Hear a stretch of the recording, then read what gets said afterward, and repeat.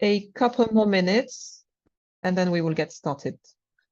State of Minnesota, America, sunny, 0 degrees. Wow, this is cold. Nairobi, hello. London again. This is great. Well, this is really great. I'm really happy we have people from all over the world. Hello, everybody. Good morning to those joining us from the Americas. Good afternoon to GMT and its surroundings. It's great to have you here with us today. We really appreciate you making time in your busy agendas. I know it's end of year. Everyone is finalizing budgets to attend this discussion. And we do hope that you will find this a productive use of your time.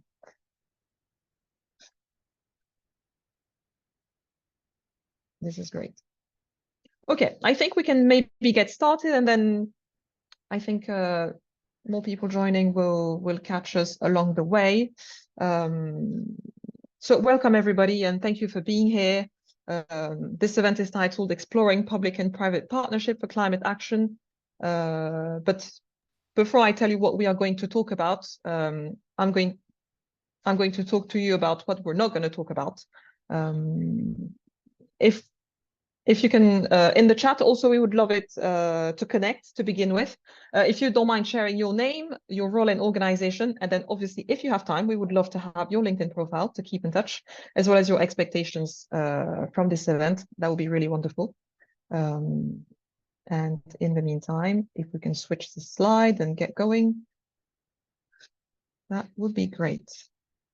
So I'm going to introduce myself. My name is Eleanor Dia. I'm going to be your facilitator today. I'm based in Dakar, Senegal, and I am Senior Innovation and Entrepreneurship Manager within Bridge for Billions. We are a social enterprise, and what we do is we design, build, and manage entrepreneurship support programs for early stage entrepreneurs. We have done so in all 4 corners of the world and always in partnership with all sorts of organizations, whether it be governments, whether it be public and the private sector, which is why we have titled this event as such. And the goal for us is always to strengthen and diversify entrepreneurship ecosystems worldwide to solve pressing global issues. But we are not here to talk about me, are we? We are here to talk about climate action and how we can all, in our ways, contribute to addressing it. So I'm going to tell you exactly what we are going to talk about by telling you exactly what we are going to not talk about. So what you cannot expect from this hour is us showcasing data on climate change, for instance. We're not going to discuss the effects of sea levels rising, and we're not going to talk about the dangers of air pollution. This is not how we think we can be helpful today, especially since also COP28 is also starting today. What we would like to discuss and where we think we can be useful is we would like to see through the work of the organizations we represent, through the synergies among us and making the most of what each of us are really good at, how we can address the issue of climate change. I'm going to give you a precise example. At Bridge for Billions, which I represent, we foster innovation of early stage entrepreneurs through our incubation and ecosystem strengthening programs. How we leverage this experience in the specific context of climate change. These are some of the points of discussion you can be expecting from us today and from our distinguished guests today. Welcome to our speakers. Thank you so much for being with us today. As you can see, we have a diverse and balanced panel. We are very proud of it. And without further ado, I'm going to let them introduce themselves and their organization. Dear panelists, please, if we could keep the introduction short and sweet, and that way we can dive straight into debates afterwards. I'm going to first invite Nagnouma Kone from GGGI to go first. Please, Nagnouma, if you wouldn't mind. Yes, thank you so much, Dia, and thank you for having me here today. I'm Nagnouma Kone, the Senior Regional Business Development Officer for GGGI Africa. So we are based in, at least our regional office for Africa is based in Cote d'Ivoire, but our headquarters is in Seoul. And we focus primarily on supporting member states to move from a brown economic model to a green economic model. So today I will be hopefully showcasing how we support, at least in developing green jobs along the value chain. So that's all for me, Dia. Thank you. Thank you so much, Nagnouma. It's really great to have you here representing GGGI. I'm now going to invite our second panelist. We have Fred Tan from HPE. Fred, would you like to introduce yourself? Would love to, and thank you again for having me. And it's great to be with everyone here. So I work at Hewlett Packard Enterprise, and just as a background, in 2015, the Hewlett Packard that you probably know split into two separate companies. There's Hewlett Packard Inc. that creates your laptops and your printers. Hewlett Packard Enterprise, we are a edge to cloud company. So we look at data and the use of data and technology and innovation, whether at the edge where your data is being generated and used, or in your data center or in the cloud. Our purpose really is to advance the way that people live and work, and driving innovation that can be used for sustainability and sustainably. That's core to who we are at Hewlett Packard Enterprise. So really excited to be with you and to spend this time with everyone today. Very exciting. Thank you, Fred. I'm now going to move to Eric Jensen, who works for UNIDO, but specifically within the GSIP, Global Cleantech Innovation Program within UNIDO, a very interesting initiative which Eric will tell you more about. Eric, if you would like to go next. Thank you, Elena. It's great to be here. So UNIDO is United Nations Industrial Development Organization, focused on inclusive and sustainable development. One of our key aims is to work with climate change mitigation, and supporting entrepreneurs is one of the ways that we do so. So both within climate mitigation and adaptation. And as presented, I'll present a bit more about the Global Cleantech Innovation Program. Amazing. We are very much looking forward to this debate between all our panelists. Last but not least, I'm going to ask Ms. Julie Murat, our co-founder at Bridge for Billions, to hopefully introduce Bridge and also herself. Thank you so much, Elena, and good morning, good afternoon, depending where you're dialing in from in the world. Very, very happy to be here to share the stage with you, and Nagnouma, Fred, and Eric.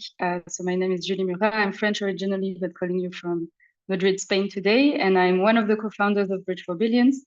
So many of you here know us already, but we're a social enterprise with the big purpose of enabling more early stage entrepreneurs of all kinds, all backgrounds to thrive with their companies, to generate jobs and to generate solutions to the big issues that matter in the 21st century. And what we do is we do it through entrepreneurship programs. And we have a team of 60 people. We're operating globally. We have offices in Spain, in Guatemala, in Rwanda. We have many of our talented team members on the call today. And for me personally, I'm very, very excited to be on the panel today. I got a big slap in the face, if I may, in 2019, seeing how there was this high school girl who was striking in order to raise awareness about the climate crisis, Greta Thunberg. And that really hit me at the time and changed a lot of, I was already quite aware about climate change, but I started reading the IPCC reports and seeing what I can do from the social enterprise that I run. And we started having more and more programs for entrepreneurs that are tackling the climate crisis with partners such as the UN Environmental Program, FAO, UNOS Environment Hub, and many others. So yeah, very eager to hear about your experience today and share about what we've done over the years. That's great. Thank you, Julie. I think only just from the introductions, you can already see the synergies between all four of you, but it's going to be great to see how this plays out in the discussion. So without further ado, let's get to the main event, everyone. We are going to go to our first question, which is addressed to Nagnouma. Nagnouma, how has GGGI worked with public and private sectors to identify, create, and promote green job opportunities? Thank you very much, Elena, for this. I had a presentation prepared, but I think I will just go free flow to make it really short and precise for everyone. So basically, before I respond to how exactly GGGI does this, it's really good to know also where GGGI comes from in order to provide some form of context to the response that we'll be providing. So basically, GGGI's mission is really working with developing countries to help them transition from a brown economic model to a green economic model. And to do that, it means that we work, our key stakeholders here is primarily the governments. So how we do that is working with governments in order to help them develop enabling environments to effective policies, incentives to stimulate green jobs, and of course, transitioning the economy through what we call our value chain from on the policy level towards eventually getting to what we call investments. So when it comes to green jobs, one of the ways we help governments is first at ensuring that an enabling environment is created, because really that is the core of everything. Because even if private sector is willing and motivated and inspired to work with maybe greenpreneurs, if there isn't an enabling environment, the policies that is needed, and most importantly also the incentivization, then it will not be working at all. So the enabling environment for us is working with the governments for them to understand first and foremost, what is green economy? How do you create a green economic model?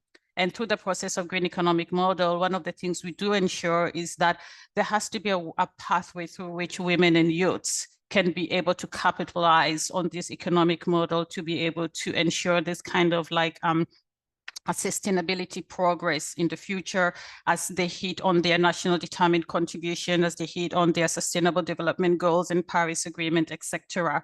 So towards the whole value chain of supporting governments develop the enabling environment, taking into account, of course, the largest demographic here is the youth and the women, to ensure that economic growth is also aligned in a much more positive and holistic manner.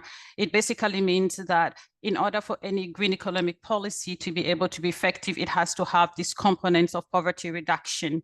And poverty reduction is also linked to how do you develop this kind of mechanisms that enable the economy to boost itself from downwards, upwards, creating jobs that are sustainable. So with GGGI, the way we do that is that as we work on the green models, as we work on developing sustainable and bankable pathways for governments, we ensure that governments can be able to come to the table with the private sector, bridging the gap that is currently existing, the gap in terms of how often do governments interact with the private sector, but also the knowledge that is missing, especially at the governmental level, which is more in the public sector and also at the private sector. So how do you bring those two key stakeholders to communicate and dialogue, most importantly for the economic growth and transition of the countries? So when it comes to the demographic of youths, because that's where we really focus a lot when we are talking about green jobs and greenpreneurship for us in Africa, is we use various models. So some of the models in which we work is we work with incubators to make sure that there is at least on the how's it called, on the left side of the value chain, that we can be able to look at green projects from the aspects of ideation and help them together with the government through the projects that we work with governments with, because each project needs to have a component of green jobs. So when we work with governments and we support them to get resources, we ensure that green jobs is part and parcel of what will be some of the outputs that will be delivered. So it becomes kind of like a mixed mechanisms for effective, as it called, employment in the future, as we transition, of course, from a broad economic model to industrialization. So we look at aspects of digitalization and how do we combine aspects of digitalization with climate smart agriculture, and how do we bring youths on top of that? We work with the youths and also government in terms of building the capacity to ensure that even if the youths are going to be moving into agripreneurship, how do they ensure that they can be able to do the mechanization jobs that are needed for some of the installation and the equipment that will be brought in terms of climate smart agriculture. So this is just a few of the pathways in which we try and look at it from a holistic manner and not from an individualistic manner in terms of just focusing at the private sector level. So it is bridging the gap between the public and the private and bringing those two stakeholders together to discuss policy dialogue for the collective good of the country and, of course, most importantly, the region. That's all from my side. Thank you. Thank you so much, Nagnouma. I think the answer is very clear, and I think we got a lot of insights on just how you approach this public-private partnership and making the most of it by, like you said, bridging the gaps and finding sustainable solutions always, because you can find solutions, but how sustainable are they? That's always the big question. I'm seeing lots of synergies between what you said and I know the work that Eric does. So I'm going to direct my next question straight to him. We know that UNIDO always collaborates very closely with governments to ensure the alignment of their initiatives to national priorities. So my question to you, Eric, today is what have been some of your learnings collaborating with the public sector while implementing the GCIP, Global Cleantech Innovation Program, in various regions of the globe? Thank you, Elena. And I agree, there's a lot of synergies with Nagnouma. So I could identify with a lot that was mentioned. I'll just start by giving a brief overview of the Global Cleantech Innovation Program. So it's a program that supports cleantech entrepreneurs, and it does this by two main pillars, or two main objectives, by providing them with business support, and also by creating a more conducive and enabling cleantech innovation entrepreneurship ecosystem. So we work with these two components. And the program was it was launched 2011, so quite some while ago, and it was relaunched last year with new funding, and we got new countries on board. So currently we are present in 16 countries. Coming back to your question, I believe that some of the learnings that we have had as Nagnouma was talking about, focusing on regarding the policy strengthening and the ecosystem. So in the first phase of the project execution, there was a lot of focus on the accelerator that we conducted, and we saw that there was insufficient focus on developing policy recommendations and strengthening the ecosystem. So this is something that we have focused a lot more on, and now in the second phase, and it's something that we're working a lot more on by engaging partners, knowledge partners, to support the countries in this, and also putting a lot more resources on this aspect. So this is something that we are also we are working to create an enabling environment where the participating countries can exchange learnings regarding the implementation of policy recommendations and how to strengthen and creating a more enabling cleantech ecosystem. And I will definitely connect more with Nagnouma to see how we can work together in this field as well.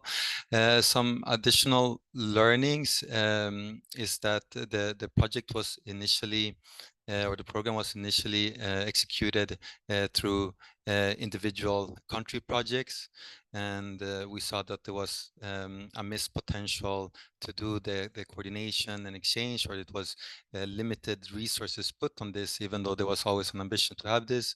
So this is something that we're working a lot more on now, and to have a coordination function, to have the necessary budget to enable the coordination in between the countries, to enable the exchange in between the countries, and this is to strengthen both the accelerator part of the program to support entrepreneurs, to share learnings there, but also regarding strengthening the cleantech innovation entrepreneurship, or in particular to strengthen that component. We see that this will be beneficial to enable that that exchange in between the countries. something else that we are working on now is to measure the direct and indirect impacts of the entrepreneurs that we are supporting. This is something that's very complex, as is early stage entrepreneurs. But we see the need to do so on different levels, both in the selection of the entrepreneurs, in the evaluation, and also for themselves to use in their contact with investors and other key stakeholders. So that's something that we have that we're working on right now, creating an impact framework, impact assessments framework to evaluate the potential on social, environmental, and economical level. And we see that this will be very beneficial for the program and for the entrepreneurs. I think I will stop there. Thank you. Thank you so much, Eric. A very interesting initiative. And as you said, the synergies with Nagnouma are already quite evident. I'm going to pause here just for a second for our audience. If you have some questions, we are going to open a Q&A at the end of the event. So please don't hesitate, shoot your questions in the chat and we will address them at the end. We will direct them towards our panelists. So don't hesitate to either ask the questions directly to the panelists or just shoot them in the chat and we will redistribute them.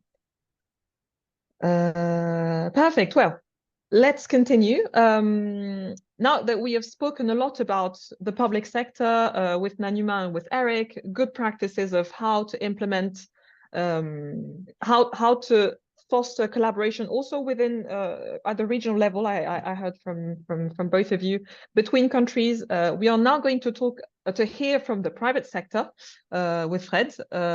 So Fred, if you don't mind, would you tell us, aside from the evident environmental benefits, how has HPE perceived value internally from its commitment to climate action? And are there some measurable impact on business that you can maybe share with us? Yeah, for sure. Thank you. And also thank you for pulling together such a great panel, because after Nagnouma and Eric spoke, I'm like, okay, I also need to talk to the both of you. So thanks for putting together a great group. So Hewlett Packard Enterprise, we just accelerated our net zero commitments by 10 years. Our original goal was to be net zero by 2050, but we moved that forward to 2040 with specific near-term goals, scope 1 and scope 2 goals by 2030. And the reason why we feel really strongly about, one, yes, climate is one of the existential crises of our day. But two, we see that when companies and businesses link their digital transformation to sustainability, these businesses are 2.5 times more likely to succeed in the marketplace. So the benefits aren't just a climate benefit, but it brings great value to your operation. Whether you are a large manufacturing company or whether you are a small bakery, the benefits of combining digitalization with sustainability, or to have a sustainable business, it's remarkable. So for us, I think, you know, if we're looking internally at our value, but also externally in which the ways in which we measure the impact that we're bringing to our customers, for example, or our partners, again, we see sustainability as a catalyst for business and climate action as a catalyst for business. It's one, if you will, that differentiates a successful business from one that is not as successful. So one of the ways in which we look internally at our climate action relates to operational efficiency. Are we able to use less energy, smaller footprints, with better emissionality? And if we're able to do that, again, it's not just a climate action that we're supporting. It maximizes the value of our IT assets. It improves circular economy. But also, let's not forget, like, if we use less energy and if we are a more sustainable business, using less energy usually means lower cost. So both from an environmental perspective, we measure how well we're doing as it relates to emissions and energy, but also really it's a business question that we look at with that impact. So those are some internal metrics that we look at. More broadly, I think we care about climate action as it relates to innovation. And that's the metric that we look at as well. Are we able to help innovate new climate solutions? And are we able to help bring them to the market and share these solutions with others around us so that everyone can benefit from cutting edge technology? But I'll stop there. Really appreciate that question. No, that's so insightful. Thank you, Fred. And it's so interesting to see this perception, maybe, that as business owners, or at least in the business world, we might have that running green operations, choosing the sustainable path is more expensive, but actually at the end of the day, you realize that it's not. So not only is it good for the planet, it's also good for your balance sheet. And we just have to, I think, get this message out to the world. And I think this is some of the great work that all four of you have been doing and why we invited you today. So I will now turn to Julie as Bridge for Billions co-founder. As Bridge for Billions has collaborated with the entire spectrum from private companies to governments, development stakeholders, we would love to know, Julie, from you, what unique challenges entrepreneurs in the climate space are faced with. I know that there are some programs you were directly involved with that might ring a bell, and how does Bridge for Billions support them to overcome these and grow? Thank you, Elena. Absolutely. Yeah, first I wanted to say that entrepreneurship is not the only vehicle for climate action by far. We also need huge efforts from big corporates looking at their environmental impact, looking at their value chain, exactly like Fred described HP is doing. And we need climate activists, we need scientists being whistleblowers, we need individual action. So we need, different legal frameworks, governmental action. So it's really like an ecosystemic efforts that we're doing all together. But entrepreneurship is a very important one, because the early stage entrepreneurs that we support today, they will define the economy in the next 2 to 3 decades. Like any early stage entrepreneur that makes it, that crosses this valley of death that usually entrepreneurs are faced with in their first years, when they become a small and medium enterprise and potentially even a bigger enterprise, then they define the economy. So by supporting entrepreneurship, we're basically creating this economic fabric for the years to come. And we're absolutely at a crucial time in history of having proven that climate change is humanly induced, and we have to adapt how we live as humans on this planet and how our economy is structured. So that's the first thing I wanted to highlight. And then in terms of what challenges climate entrepreneurs face, well, it's twice as hard for them. Like for any social entrepreneurs, any environmental entrepreneurs, you are running a business, you're starting to run a business. And so by nature, you want to be profitable. You want to be able to pay your own salaries, your team salaries at the end of the month. And you want to be able to understand a market need and provide a product or a service that answers to this market need and is in demand. But at the same time, you want to do that while having a net zero or even positive environmental impact. So it's like, and sometimes those things can seem contradictory even. So it's really twice as hard to be a social entrepreneur, to be a climate entrepreneur, than it is to be a regular entrepreneur, let's say, because you're looking at your bottom line and you're also looking at your impacts, and you want to survive, and you want to honor the why you created your company in the first place, and you want to make a difference in the world. And what's really complicated, the barriers that climate entrepreneurs are facing today, as I can see it, is that on one hand, the sector is gaining a lot of momentum. Obviously, it's all over the media. It's now like publicly accepted that climate change is on a massive scope, and it's humanly induced, and it's real. I think it's been for decades for some people, but for others more recently, probably. So the sector is gaining momentum, and it would be easy to think, oh, it's all over the media, therefore it's easy to be a climate entrepreneur. They must have lots of funding. They must have all of those things. And to some extent, that's true, because if you look at Spain, for instance, in 2022, 25% of all venture capital funding went to climate tech. So you look at that and you're like, oh, they're well served. Like, they have 1/4 of all funding goes to them. But the problem is that there's an over focus on tech solutions, and technology has tremendous benefits. And at Bridge, actually, we use technology to scale our programs to make them accessible everywhere in the world. But technology is by far not the only answer in terms of climate action. That's one thing, and I can expand on this more. but also there's a huge focus on acceleration stage entrepreneurs.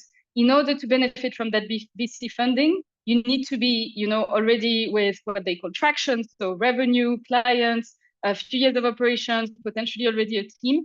And in order to get there, only the most privileged can get there, really. The ones that had the best education, the ones that had the family security nets, the ones that were able to leave their, salary job in order to become entrepreneurs. So that's why it's so crucial that we support climate entrepreneurs that do not only have tech solutions. And I have lots of examples I want to share now about entrepreneurs that have had massive impacts, at times even systemic impacts, without having solutions that are purely technology driven. So on one hand, we need to focus a little bit less on climate tech and on climate, period. And on the other hand, we need to support entrepreneurs at the earlier stages, because otherwise, then we're only supporting those privileged ones that reach the acceleration stage because they've had the right jargon, the right education, the right funding to start with, et cetera, et cetera. And so when I say technology is very important, but not the only answer, what I mean is that we support innovation entrepreneurs, innovation-based entrepreneurs at Bridge, but innovation and technology, sometimes those words are mixed up, but it's really not the same thing. And you can innovate having a very low-tech solution. And some of the entrepreneurs in our network, in our community that I admire the most, one of them is Akira Sakanos. She's Japanese, and she created Zero Waste Japan. So it's an academy that raises awareness to people about how much waste they generate and how much they can reduce the waste that they generate. And Akira, in 2020, I believe, was able to change the law in Japan about waste management. And so this is systemic change. This is an entrepreneur that has a massive impact on the legal framework of her country by raising awareness. But her solution is workshops. It has nothing technological to it. And so she wouldn't be eligible to this climate tech funding. She probably would not be taken seriously by any VC, but she has this massive potential for impact. So those are exactly the kind of entrepreneurs that we're supporting at Bridge. And I could give you so many more examples. We have a partnership with the UN Environment Program, UNEP, for the past 3 years. And we've had programs with them. Some are still running in Kenya, in Thailand, in Vietnam. And we can see that most of the entrepreneurs, what they do is ecotourism, for example. We have one venture in Vietnam that provides ecotourism services for tourists, and it promotes sustainable ways of traveling.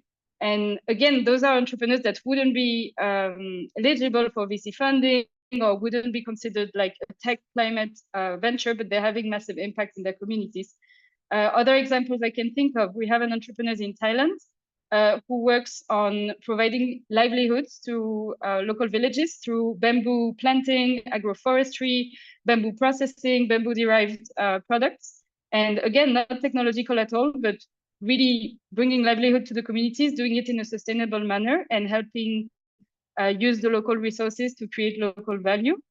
And one last example I can give is in Kenya. We worked with a venture called Kajulu Hills Eco Village by Maurice Ubuya. And what they do is that they set up a seed banks, and they're able to use ancient seeds and in an organic manner and providing fresh, nutritious food to local communities, and doing so while having while actually capturing carbon.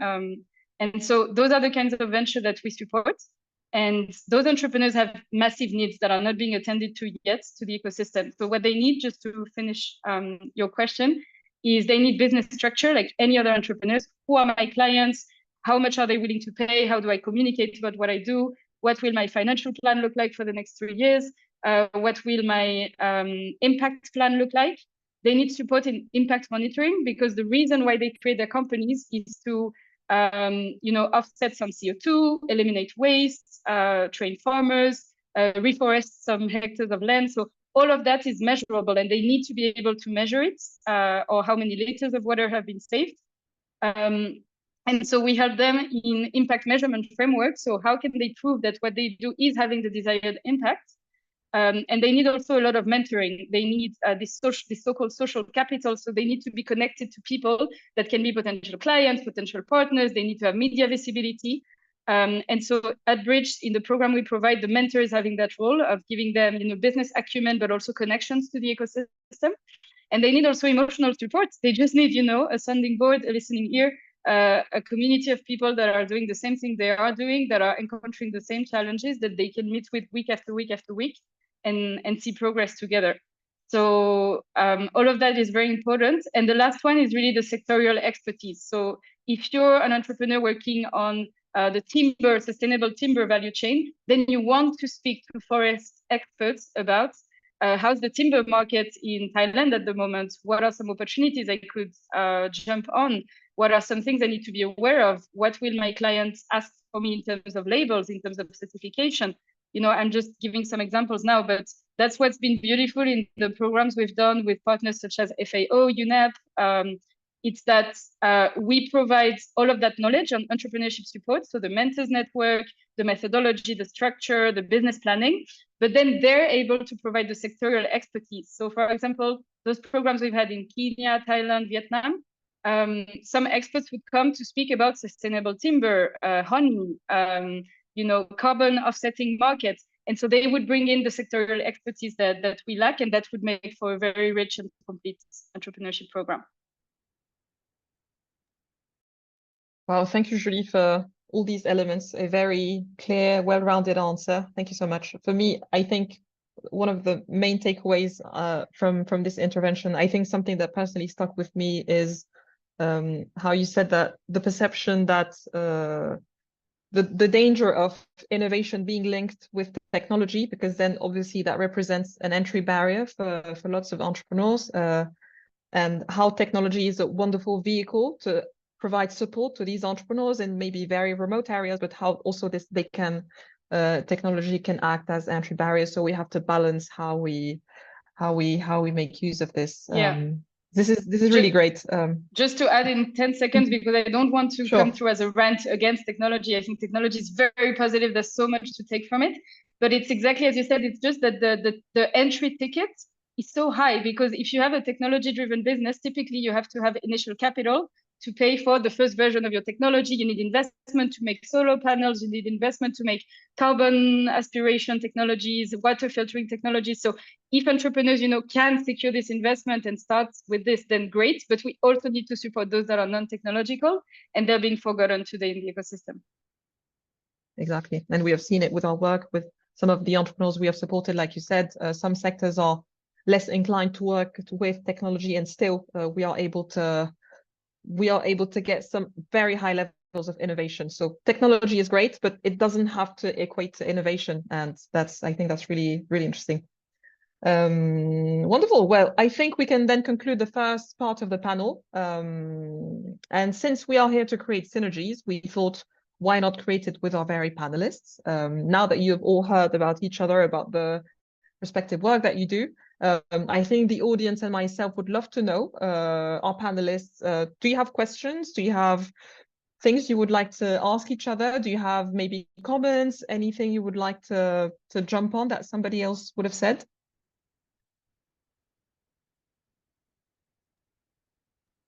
I can pop in real quick. I just want to give a +1 to what Julie said. I think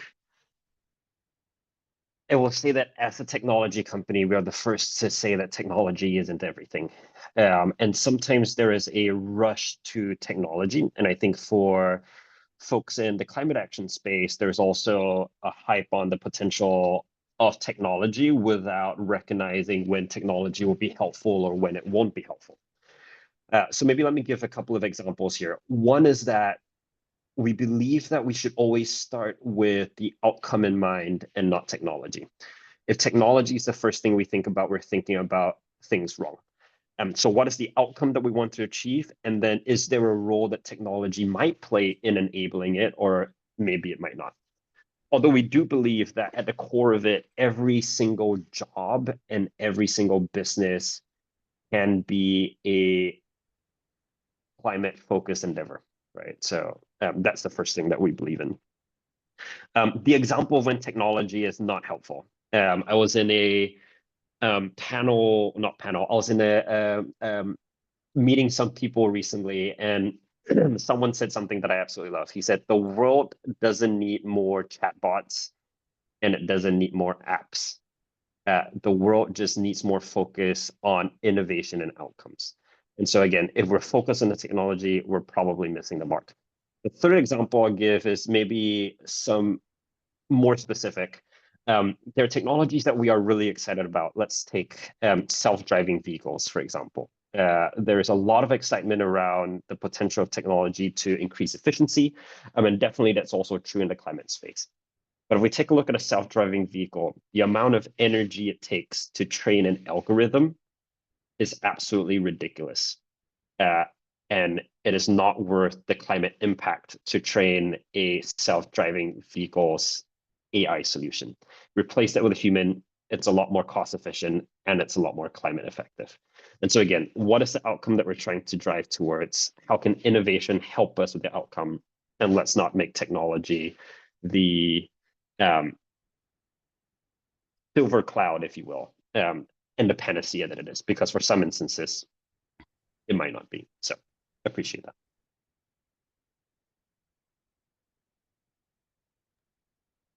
Thank you, Fred. Julie, would you like maybe to answer? I know also Nagnouma has a hand raised, if not.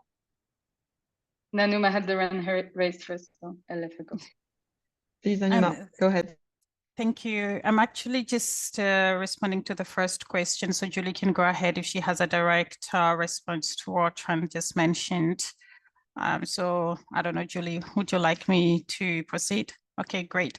So I just wanted to say that I'm just bringing it back to the reality of what Bridge for Billion does, which is really bridging the gap for a lot of developing countries as well, and a lot of people from lower economies, whereby it is really just a challenge to get to the acceleration level, which Julie just mentioned.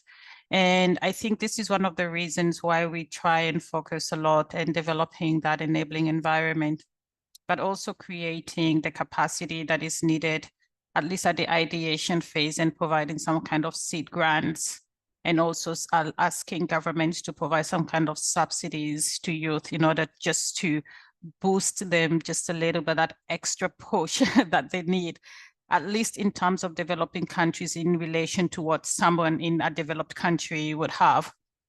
So when you look at some of the challenges that have been mentioned earlier in regards to the startup challenge, that is, how do we progress innovators or these amazing youths, or even entrepreneurs from the aspect of conceptualization to a successful business? It's a hurdle, especially in a lot of developing countries, because it's not only an issue of policy, but also an issue of the existing infrastructure that could really just hinder the progress of someone with a great innovation to move from just the conceptualization or the ideation to what we can actually call a successful business. The second one is limited capacity to innovate. Yes, we talk about innovation, but in a lot of regions when there's no architecture, even the enabling environment or even the infrastructure, as little as just power for 5 hours a day, really hardens what would be considered as a potential successful venture. And then there's the aspect, especially when we talk about with governments and when we meet with youth entrepreneurs, youths in universities, trying to create curriculums for entrepreneurship, trying to teach them business acumen, trying to teach them about savings, access to microfinance. You realize that some of the gaps that are actually existing is also market information, just the pure basic information that actually there could be access to microfinance, but you have somebody who is intelligent, educated, but because there isn't that information flow within a country, then they have the challenge of actually even accessing the funds. And of course, this aspect of skills and financial management, which is happening to be poor because they do not have the capacity. And even if they do have the capacity, there are some kind of innuendos that actually hinder those capacity. So what I want to come back to here is that when we are talking about innovation versus technology, and we are talking about ideation versus acceleration, there are different layers and different realities depending on which sector, which governments, which people, which communities we're talking about. And this is why, for example, at GGGI, we have innovation in the most exciting places, I would say, in places that have conflict and fragility. And we are creating these, how can we call it, like eco-villages, whereby you have IDPs, this is internally displaced people, to creating the buffer between the conflict region and the place that doesn't have a region. And these people who are internally displaced, how do you create this safe haven? But instead of them moving into terrorism, you create a kind of an ecosystem, a micro ecosystem, whereby the youths are kind of given some form of microfinance to start businesses. And here we're talking about agribusiness because somebody just mentioned here. So innovation, I think, plays a critical role, but how innovation is done is also quite important, especially when you're talking about significant demographics. And I'm not talking about Africa, I'm talking about Latin America and Caribbean. I'm talking about places like the Pacifics, whereby the same seed grant that is offered could have a completely different impact than a youth entrepreneur who's given the same seed grant and is based in Canada, because there's the aspect of the externality, which they don't have the impact on. And I think this is one of the reasons that we've been trying our best to work with Bridge for Billions in terms of the incubation projects in places like in Kenya, Ghana, Western Africa in general, to try and break down the systems that hinder at the external level the progression of innovative entrepreneurs to move from their incubation level, to move from the ideation to at least acceleration. That's over from my side, thanks. Thank you so much, Nagnouma. Thank you so much. It's really great to see the jumps between panelist to panelist, and it's great to see that we are able to create synergies in an hour's time between people who have maybe not met each other before. So what could we do at global level if we encourage these partnerships, public and private, private within private? Just we all have a little bit that we can do to address this. And I loved how Nagnouma made the link between climate change having an impact on agri-food, having an impact on security, having an impact on everything, because at the end of the day, everything is linked and we all work towards the same goals, the same sustainable goals at the end of the day. That's really great. What I'm going to do now for the remaining few minutes that we have, unfortunately, it's already almost time. I'm going to open up the floor for the Q&A, and we are going to look at the first questions that we've had. We have a question from John from Pangaea here, which is, what is a climate impact enterprise? Tech is not the only answer, said Julie. He agrees. Yet some seem to define it, climate equals tech. They just spoke about it at an event in Ghana, and they spoke about agribusiness. Yeah, Julie, maybe would you like to take this question? Yeah, I mean, it's a great question. I don't know if I have the answer on how to change the public narrative from climate equals tech to climate equals much more than that, and maybe it equals sobriety, like consuming less, changing our lifestyles in some cases, flying less, doing all those things. So I don't know. I think my interpretation is that obviously being a VC fund, you put money on some ventures and you expect a return. So you have a natural risk aversion. You want the venture to succeed, to thrive, because interests are completely aligned. But that also means that you're not going to bet on those that have a higher risk. And maybe technology, because it's a legacy. It's something that is very, if my venture is running workshops and I'm the one that's extremely good and pedagogical at running those workshops, if I, look somewhere else and I take another job, then the workshops can't continue. But if I've created this technology, even if the founders go away, this technology perpetuates. So there is a legacy that technology provides that maybe gives a sense of security to investors and make them more prone to invest in technology-driven climate ventures. So yeah, I don't have a clear question, but also to cover a little bit your second question on how are we addressing access to finance. I think seeing that you're working at Pangaea Ventures, probably you'd have a lot more to say about it than me. But our approach at Bridge, working with quite early stage entrepreneurs, is we spend a lot of time and efforts in making them self-sustaining more than investment dependent. It's not always easy. It's not always possible, depending the kind of business that you're working on. But we always put more focus on helping them have strong business models, find their first clients, have a value proposition that people can understand, have a price point that covers their operating costs, and you know, have this initial revenue, and maybe even in some cases never raise any funds because they're able to self-sustain through their revenue generation, and they're able to get their first employee and then the second one, and then just become this SME.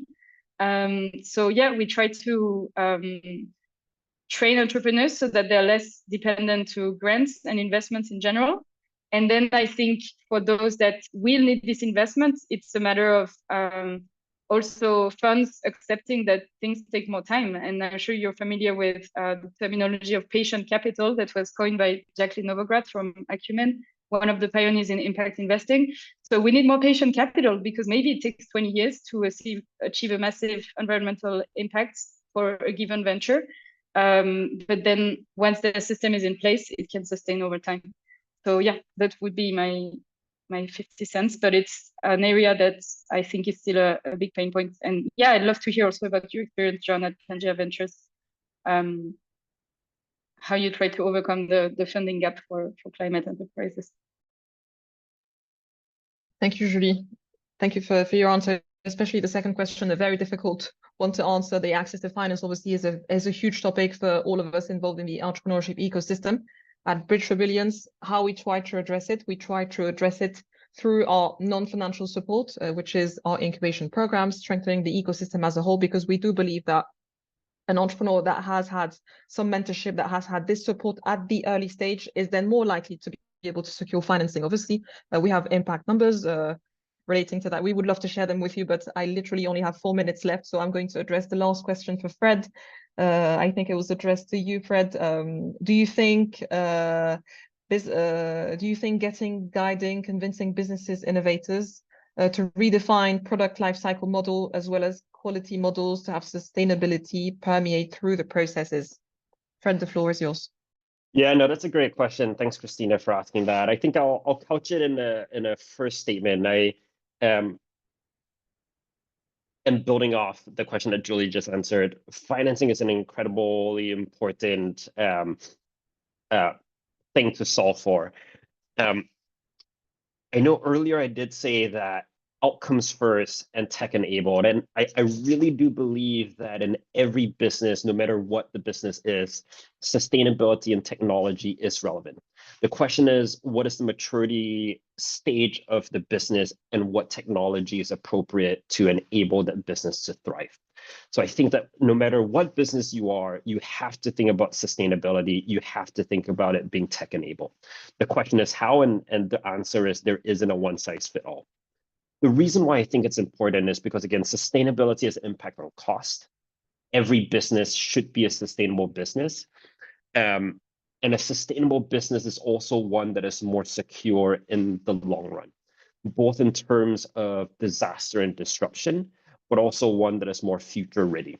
So personally, yes, I do think that in the models and paradigms of thinking that we integrate into business operations, sustainability, tech enablement should be a part of what we think of. So thank you. Thank you so much, Fred. I think this is a great way to conclude this event. We would love to be able to talk about this for hours with all of you, wonderful people, but unfortunately time has now run out and we don't want to extend for longer than we had promised. I want to start by thanking our incredible panelists for having made themselves available, for providing us with such interesting insights on their organization, on their just outlook on climate action, what we can all do to address it at a micro level, at macro level, through public partnerships, through partnerships in general. I think it's been a very rich conversation, and I think it's just went beyond the bounds of what we had initially thought, and it's really wonderful to see.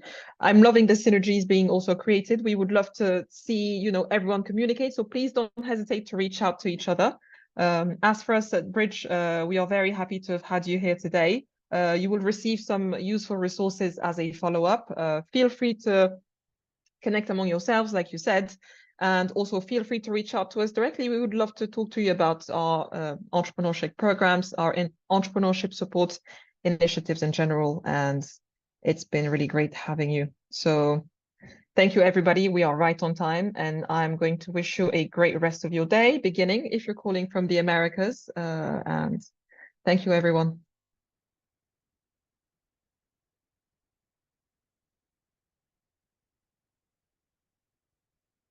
Thank you. Bye-bye.